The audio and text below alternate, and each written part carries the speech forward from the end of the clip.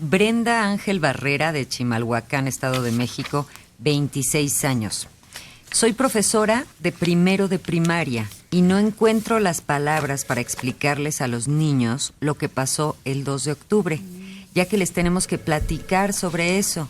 Me gustaría que me orientaran en cómo decirles. Pero si todos estamos súper desorientados. Sí. Cada vez se escuchan nuevas versiones con ángulos diferentes, tan distintos, que muchas veces chocan entre sí. Yo creo que lo más conveniente sería esperar las preguntas de los niños y, de acuerdo con nuestra propia historia, referir lo que nos parece que fue lo que ocurrió. Claro, porque, bueno, es un movimiento de protesta en contra del autoritarismo y la violencia del gobierno, que se plasma en una serie de peticiones que plantean los estudiantes, que declaran una huelga en las instituciones principales de la capital. Esto hay que señalarlo. Entonces hay un paro y manifestaciones masivas, gigantescas, que recorren el Paseo de la Reforma, desde el Museo de Antropología hasta el Zócalo, y hay una del silencio, donde marchan todos callados, hasta con esparadrapo en la boca, y total silencio, nomás se oyen los pasos, tras, y llegan al Zócalo.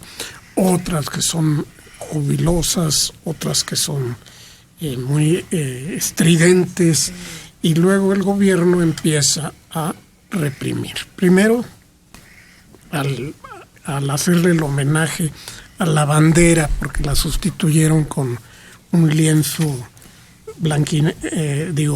rojinegro. Y ahí empieza la violencia. Después viene la toma del Politécnico, que es tomada a sangre y fuego, el casco de Santo Tomás, la ocupación de la ciudad universitaria, que no es cruenta, y finalmente la intervención del ejército y de provocadores del propio ejército, del batallón Olimpia, en la Plaza de las Tres Culturas, que deriva en una balacera enorme con un número indeterminado de muertos. Todo comenzó con una gresca entre estudiantes que fueron reprimidos por aquel grupo granaderos que entonces sobresalía en cuanto a fuerza gubernamental para establecer el orden. Pero fue tan violenta esa pretendida intervención para pacificarlos que se establecieron peticiones. Al no realizar la acción que señalaban esas peticiones, empezó todo a complicarse. Pero esto lo estamos viendo, es un río y lo estamos viendo desde un puente. La cantidad de agua y la fuerza y todo lo demás. Si lo queremos realmente entender, estudiarlo, hay que ver el principio.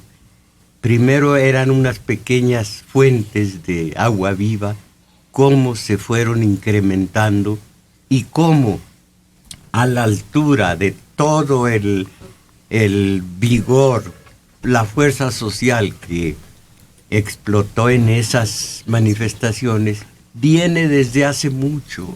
Si no, nos explican. Si no, sería un espontaneísmo sin ningún sentido.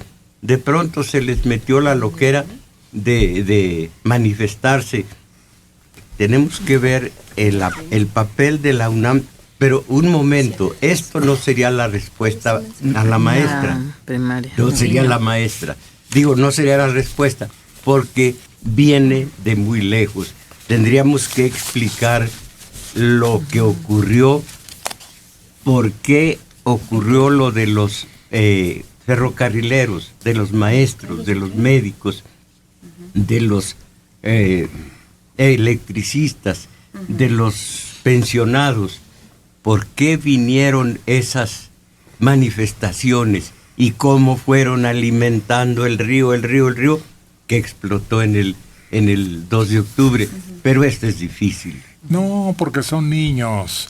No hay que ir tan lejos ni hacer tan enredada la bola, que ahora ya nosotros también estamos confundidos. Sí, es que precisamente porque por generaciones se ha perdido esta idea que va desde el inicio, entonces se ha caído quizá en explicaciones mucho más simples que por supuesto son necesarias. Yo no sé en qué momento se empiezan a tocar estos temas en primero de primaria, yo recuerdo que se hacía después, pero bueno, ahora los niños ya quieren saber todo en el momento porque además tienen las herramientas para hacerlo. Y sí creo que la respuesta debe ser mucho más concreta. ¿Tú quieres decir algo de esto, Adelita? Es que lo que dijo Héctor es la palabra mágica. Responder a las preguntas de los niños, pero nada siempre más. Los niños empiezan preguntando ¿qué fue lo que pasó? Si es que no saben. No. Esa es la pregunta del niño. La pregunta del maestro sería, a ver, ¿qué te han dicho en tu casa? Esa es la construcción del conocimiento. Es una teoría que ha tenido mucho éxito para el manejo de niños pequeños. A partir de lo que tú sabes, de lo que tú has escuchado, de lo que te han dicho tus papás, a partir de ahí yo te voy a decir a tu altura, con tus palabras, lo que son las cosas, pero en función de lo que el niño sabe y en su entorno. El niño a los 6 años todavía no comprende ni siquiera muchas de las palabras como subversión, todo eso no está en su contexto. Entonces lo que tú dijiste es lo correcto. A ver, ¿qué sabes tú? ¿Qué has oído? Y a partir de ahí dar una explicación clara y sencilla, nada más. Eso es toda una teoría, Claro. El constructivismo en pedagogía, y tú lo dijiste perfecto. La historia de una película es muy interesante.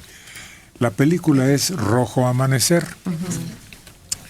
Con dinero que sacó de su bolsa alguien, con un departamento que se amuebló con chácharas, que cada quien, uno llevaba una cama, otro un buró, y así sucesivamente. María Rojo y los demás no cobraron por su trabajo y estaban desde muy temprano y salían hasta las 10 y 11 de la noche. Querían esmerarse. Pasaron 20 años para que la ficción retomara la matanza de la Plaza de las Tres Culturas, Tlatelolco. Y quien escribió el guión también lo hizo prácticamente gratis, Javier Robles. Él ha hecho muy buenos guiones. Y hermano también de un suicida, no recuerdo el nombre de Robles, el que me dijo a mí un viernes que terminamos de grabar una película, me dijo: yo quiero una mujer para toda mi vida, y el domingo se había suicidado. A lo mejor la encontró, pero le pusieron dinero 2 personas, no una, 2 personas que no creeríamos, porque me sorprende que Valentín Trujillo es uno de los que le pusieron dinero a esa película. Todos los demás. Rojo Amanecer. Sí, sí, es curioso, pero él fue uno de los que sacó dinero de la bolsa. Los problemas para filmar, porque además que nadie se dé cuenta, no nos vayan a no sé qué.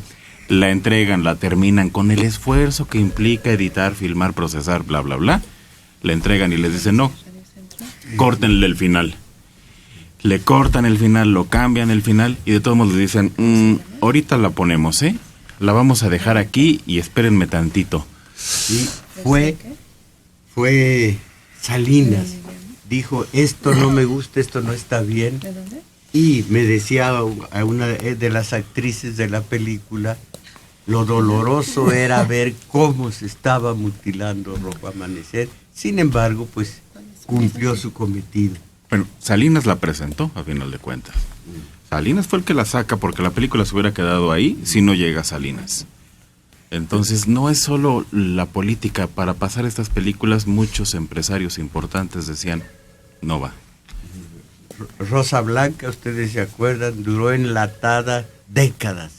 Y cuando la vimos, pues no tenía nada por qué estar enlatada, excepto que era malita película. No, había una mujer que después destacó en el ámbito social y que hacía el papel de mala mujer ahí. Sasha. No. Ah, no, pues Sasha todavía no nacía. No, Bueno, ya había nacido, pero se había Era rejuvenecido. chiquita. Hay otra película que Extranjera. duró más tiempo censurada rudamente. La sombra del caudillo. Exacto. Y es así, sólida. Es una historia muy buena, basada en lo de Martín Luis Guzmán, que también se llama La sombra del caudillo. Sólida película.